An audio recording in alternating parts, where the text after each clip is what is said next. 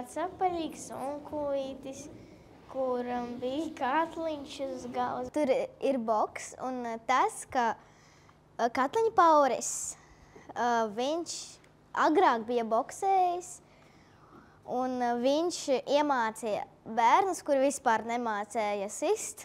Šī izrāde bija par cieņu, draudzību, iekšēju spēku un arī nedaudz par vientulību. Jā. Sit!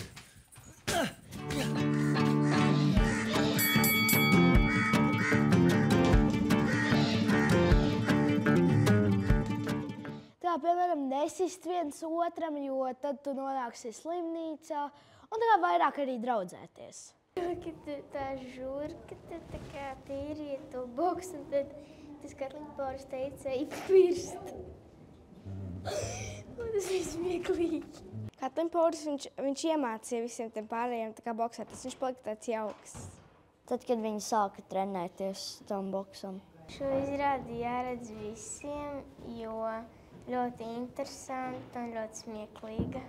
Gan zēniem, gan meitenēm. Es ieteiktu šo izrādi noskatīties visiem, kuriem patīk boks un kuriem patīk kaut kas smieklīgs.